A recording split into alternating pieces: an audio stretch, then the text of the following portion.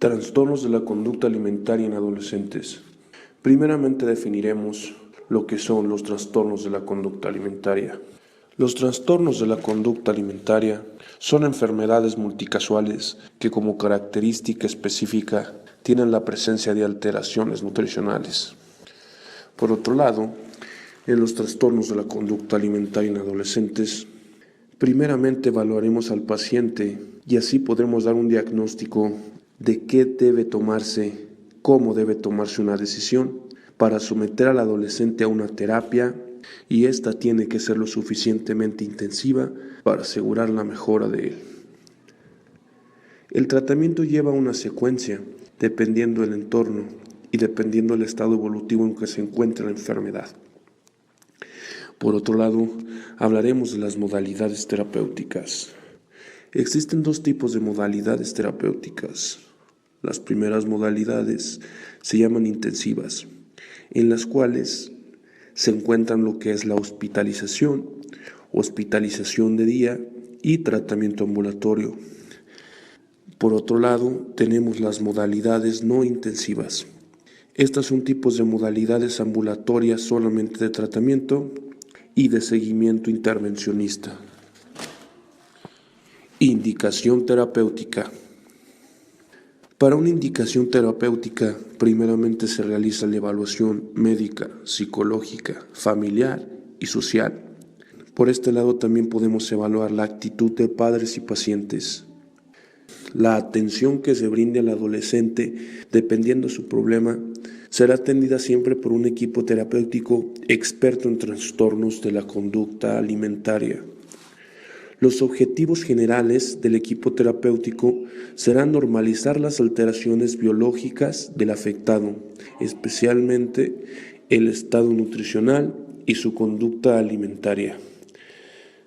Otros de los objetivos generales serán atender las alteraciones de imagen corporal, autoestima, dificultad en relaciones interpersonales, mejoría psicológica, entre otras.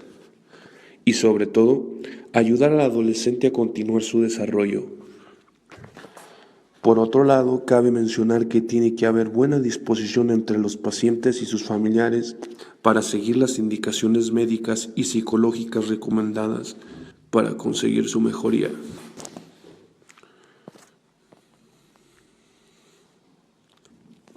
Intervenciones terapéuticas. Las intervenciones terapéuticas se realizan dependiendo del problema que haya, según la evaluación realizada al adolescente, y esta puede ser inmediata o derivada. El programa de tratamiento y objetivos es explicado claramente al adolescente y su familia. La decisión debe realizar la recuperación nutricional en casa o en el hospital, dependiendo de la condición médica y psiquiátrica en la que se encuentre el adolescente. El tratamiento evolutivo dependerá del estado en que se encuentra la enfermedad del adolescente. Por otro lado, se verá también lo que son las modalidades terapéuticas. Estas se encargan de tomar la decisión acerca del plan y la modalidad de tratamiento para el proceso. Hospitalización. Si es necesaria la hospitalización, se toman las medidas de ingreso urgente para que el adolescente esté lo más pronto en atención, por lo que debe de informársele a su familia que de ser necesaria la hospitalización deberá de ser lo más pronto posible. Hospital de día. El adolescente acude al hospital a la modalidad de su tratamiento, por lo tanto no se aparte el adolescente de su medio habitual. Es decir, el adolescente ingresa al hospital a recibir su terapia y por lo tanto regresa a su domicilio. Módulos semanales de tratamiento ambulatorio. Los módulos semanales de tratamiento ambulatorio están destinados a pacientes que fueron hospitalizados, pero que ya han terminado su estancia en un hospital. Programa de seguimiento intervencionista. El programa de seguimiento intervencionista está destinado para pacientes que han finalizado los módulos de atención ambulatoria. Es decir, la finalidad de este programa es prevenir las recaídas del adolescente y que de este modo aprenda a hacerse cargo de su salud.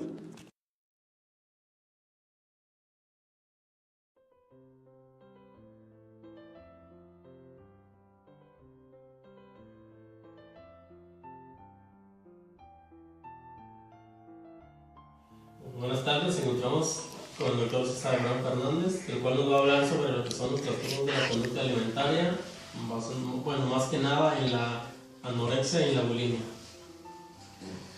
Hola Serafín, buenas tardes.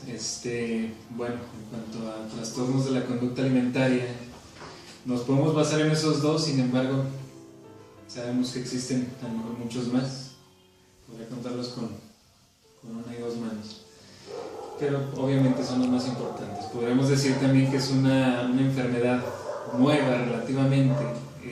Sin embargo, como bien recordamos, desde épocas anteriores a nuestra era, aproximadamente en 200 antes de nuestra era, 200 antes de Cristo, ya hablábamos de bacanales, de problemas de la conducta alimentaria. ¿Sí? En la actualidad han tomado gran importancia por los problemas que puede traer tanto el desarrollo escolar de nuestras jóvenes, tanto la mortalidad que presentan. Y sin embargo no son enfermedades tan prevalentes como pudiéramos pensar. ¿Sí? En el caso de la anorexia, vemos que tiene una prevalencia de entre 0.5 a 1.5 por 100.000 habitantes, que es relativamente poco. Si lo trasladamos a una población como la de nosotros, Portland, por ejemplo, tendremos una o dos pacientes acaso, ¿sí? Con un diagnóstico certero de anorexia. En el caso de la bulimia es un poco más amplio y se presenta sobre todo en adolescentes. ¿Sí? No hemos leído estudios mexicanos concretos. Tenemos estudios españoles en donde hablamos de que casi el 40% de las escolares o universitarias presentan este tipo de enfermedades, ¿sí? Más prevalente. ¿Cuál es la importancia, sobre todo, de la anorexia? La mortalidad, ya lo hablamos. La concomitancia con otro tipo de enfermedades como son la depresión, ¿sí?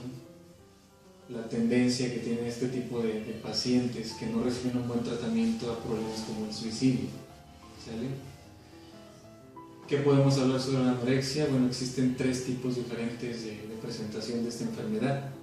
Sabemos por la tele, sabemos a lo mejor por lo que hemos leído, que este tipo de personas comienzan a disminuir su ingesta. ¿Sí? Generalmente comienzan con la disminución de la ingesta de productos o alimentos que ellos consideran bajos en calorías.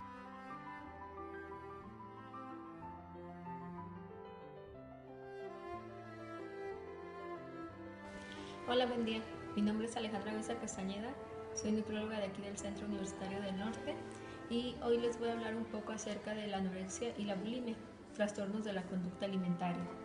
Pues bien, para ello tenemos que la anorexia es un trastorno identificado principalmente por la pérdida del apetito, pero para ello hay varios factores causales, entre los que se encuentran, por ejemplo, la disminución o alteración de algunas sustancias que se producen a nivel de hipotálamo, tal es el caso de la serotonina, el neuropéptido Y, alguna hormona como la colecistoquinina que se produce a nivel gastrointestinal y esta nos ayuda a dar saciedad, pero cuando comemos alimentos muy copiosos o por ejemplo altos en carbohidratos, como es el caso de los cereales o frutas muy concentradas en azúcares, pues dan lugar a que se produzca una rápida saciedad porque para ello ya intervino la colecistoquinina.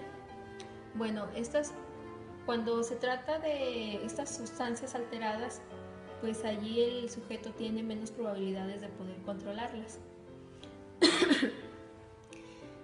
Pero también existen otros factores, por ejemplo, lo que a nivel de la sociedad tenemos una cultura donde últimamente se ha estilizado mucho la silueta de la mujer. Entonces tenemos el estereotipo de la delgadez, lo que para muchas personas, principalmente las mujeres, tratamos de vernos con ese prototipo y lo seguimos de tal manera que llegamos a veces a trastornarnos. Bueno, para ello también hay otro factor social que es, por ejemplo, si en casa tenemos algún familiar que padezca ya la anorexia nerviosa. Esto induce a que tengamos ya hábitos mal formados respecto a la alimentación, o por ejemplo también cuando los padres se preocupan mucho por tener una adecuada alimentación y restringen a los hijos de algunos alimentos chatarra, que claro, sabemos que no son tan buenos para la salud, pero que de igual forma, pues en algunas ocasiones no hay necesidad de restringirlos en su totalidad.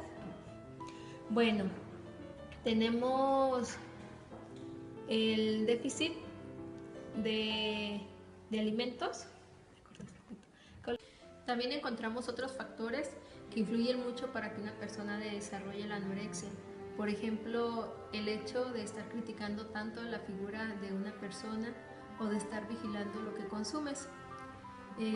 Por otra parte, cuando iniciamos a hacer cambios en nuestros hábitos de alimentación o que inducimos a que alguien realice actividad física, pues muchas veces también se va de la mano el generar conductas de disminuir el consumo de alimentos, que en algunas ocasiones pues la mayoría de los sujetos que realizan estos hábitos no tan usuales pues son femeninos y en edades entre los 15, los 35 años de edad, que es cuando más preocupación tienen por la silueta, ¿no?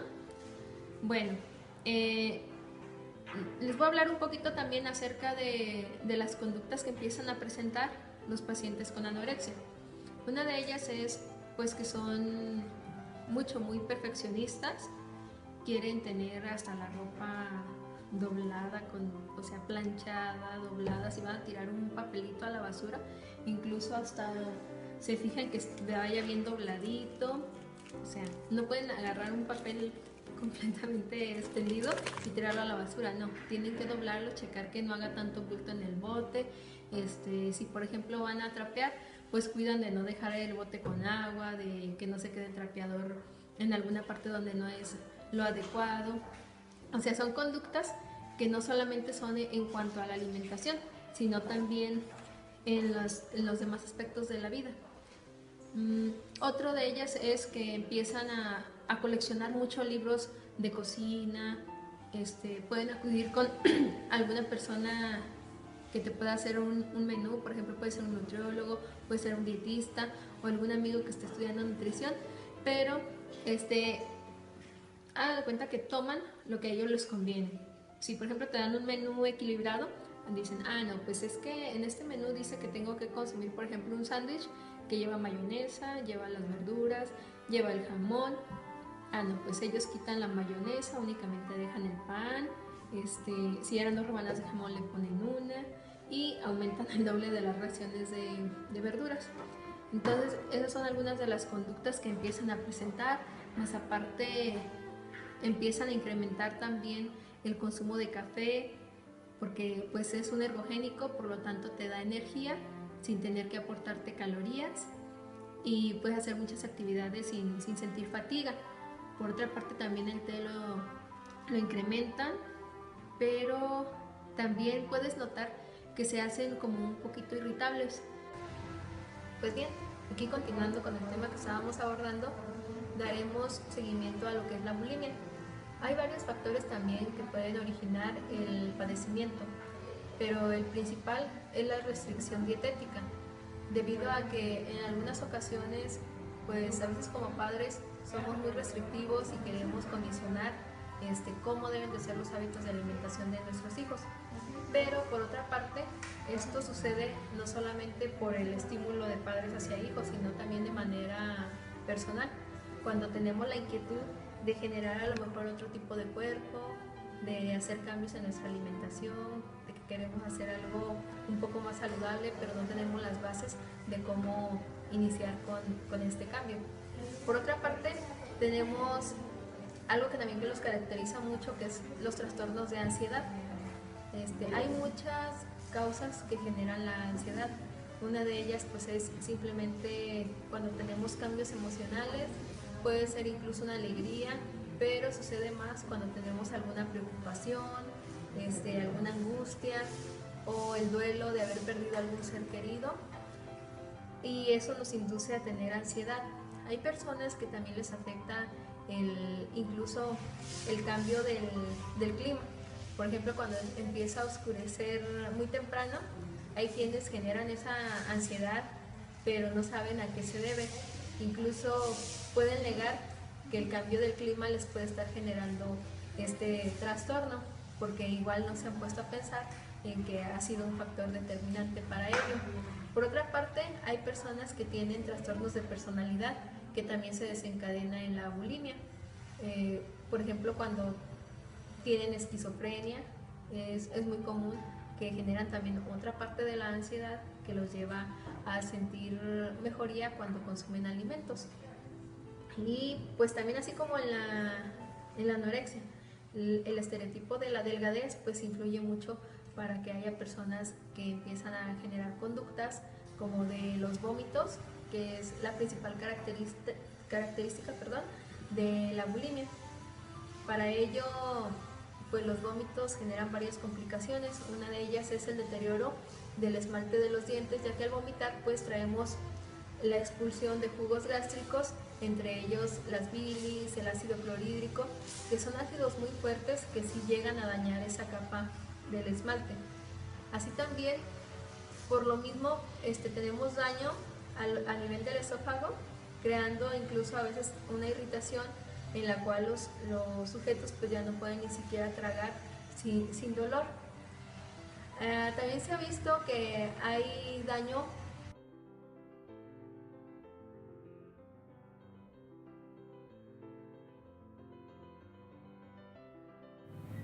Muy buenas noches, mi nombre es Juan Antonio Montaño, soy psicólogo egresado de la Universidad de Guadalajara.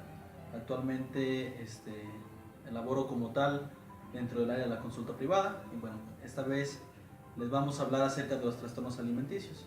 Uno de ellos que a la mayor parte de la adolescencia aquí en México, en habla hispana, en Estados Unidos, casi en todo el mundo, afecta es la bulimia. ¿Cómo detectar la bulimia? Uno de los factores principales de la bulimia es el vómito, que la persona induce el vómito. También se pueden presentar diferentes tipos de casos.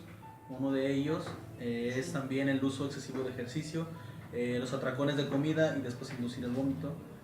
Otro de ellos puede ser que la persona tome medicamentos o laxantes o cosas así que les provoquen también ya sea vómito y ya sea diarrea para poder adelgazar. Es un trastorno que tiene que ver mucho con la autoestima. Es un trastorno por lo cual está influido por redes sociales, por círculos sociales y también en este caso por la familia. Tratamiento en el cual se debe de seguir para tratar ese tipo de trastornos pues es multidisciplinario. Uno de ellos es ya sea derivado con psicólogo. Si el caso es extremo, se puede hacer con un psiquiatra, un médico y un nutriólogo, el cual los tres trabajando a la par puedan complementar la funcionalidad otra vez de la persona.